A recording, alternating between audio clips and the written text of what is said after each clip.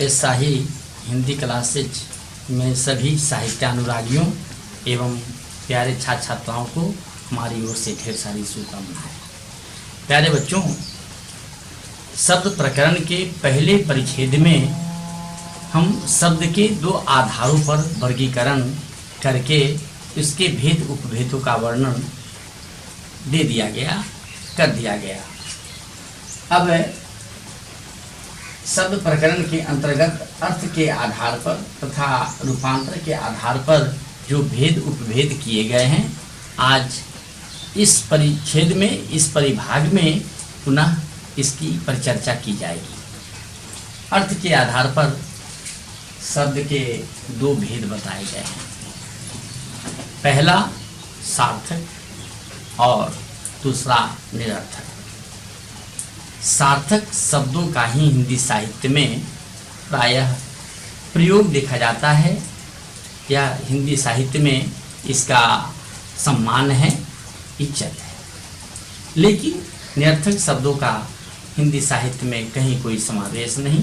यह सिर्फ आपको जानने मात्र के लिए है, यह समझने मात्र के लिए है, लेकिन इसके उपभेदों का कोई प्रयोग हिंदी साहित्य में नहीं होते। तो सार्थक वे शब्द होते हैं जिसका कोई अपना मौलिक अर्थ होता है, मूल अर्थ होता है। वैसे ही अर्थवान शब्दों को हम सार्थक शब्द कहते हैं। निरर्थक शब्द वो हैं जिसका कोई अपना अर्थ ही नहीं होता, जिसका हिंदी साहित्य में कोई प्रयोग होता ही नहीं। प्यारे बच्चों, अब अगला शब्द का रूपांतरण के दृष्टिकोण से जो विभागीकरण किया गया है, उसमें दो प्रकार के शब्द होते हैं, दो प्रकार में विभक्त किया गया है। जैसे विकारी और दूसरा अविकारी। विकारी शब्द किसे कहते हैं, जरा विकारी के संदर्भ में हम पर चर्चा कर लें। विकारी वे शब्द हैं जिसके रूप में लिंग, वचन, पुरुष, कारक आदि के कारण परिवर्तन होता है, उसे हम विकारी शब्द कहते हैं। एक बार फिर इसकी परिभाषा मैं आपको दे दूं कि विकारी वे शब्द हैं जिसके रूप में लिंग, वचन, पुरुष, कारक के कारण परिवर्तन हो, क्रिया रूप में जो परिवर्तन होता है वो विकारी शब्द होता है। और अविकारी वे शब्द हैं जिसके रूप में लिंग, वचन, पुरुष, कारक के कारण कोई परिवर्तन नहीं हो, इसे हम अविकारी शब्द कहते हैं। यही कारण है कि विकारी शब्दों को हम चार भागों में विभक्त देखते हैं। उसे विकारी शब्द कहे गए हैं, जिन चार शब्दों में संज्ञा, सर्वनाम, विशेषण और क्रिया, ये चार विकारी शब्द हैं।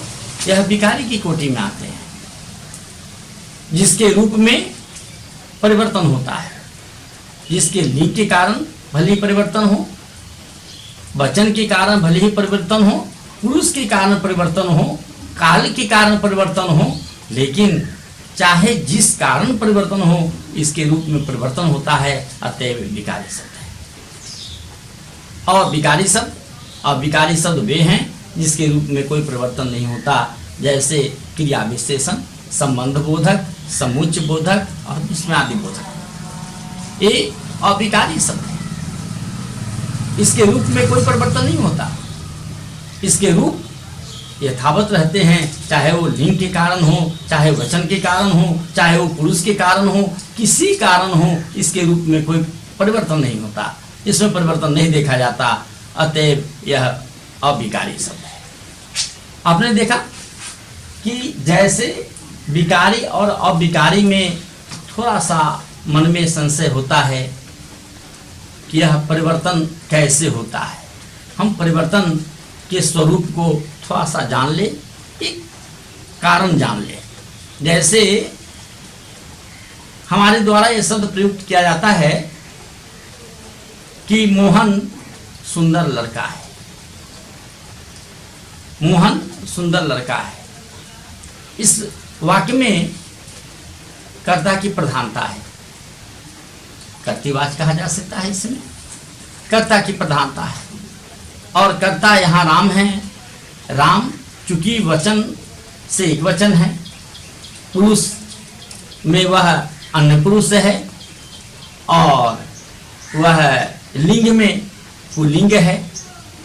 अतएव इसके अनुसार क्रिया के रूप में जैसे राम गेंद खेलता है तो राम पुल्लिंग है, इसलिए क्रिया के रूप में पुल्लिंग शब्द का प्रयोग किया गया। सीता गेंद खेलती है, सीता स्त्रीलिंग है तो क्रिया में भी स्त्रीलिंग के अनुसार परिवर्तन किया गया। यह भी वाक्य कर्तृवाच्य के अंतर्गत आता है और यह इसमें कर्ता की प्रधानता दिखाई गई है। यह विकारी शब्द है, यह जो विकारी शब्द है और विकारी शब्द में इसके रूप में क्योंकि कर्ता की प्रधानता है और कर्ता विकारी शब्द है। क्यों विकारी शब्द है? क्योंकि यह संज्ञा है और संज्ञा सर्वनाम विशेषण क्रिया सभी के सभी विकारी है, अतएव यह विकारी शब्द है। तो उम्मीद है कि प्यारे बच्चों आप विकारी अविकारी शब्दों के बारे में आप जान गए होंगे। अब आगे आप सभी के लिए मैं वाक्य प्रकरण के संदर्भ में पर चर्चा करने चलूँगा और उस पर चर्चा के क्षेत्र में उस पर चर्चा के क्रम में आपको ढेर सारी बातें बताया जाएगा जो आप जाने व्याकरण के परिदृश्य में, व्याकरण के परिभाग में। और अगर यह वीडियो आपको अच्छा लगे तो आप ज़रूर लाइक करेंगे। हमारी शुभकामनाएं आपके साथ हैं।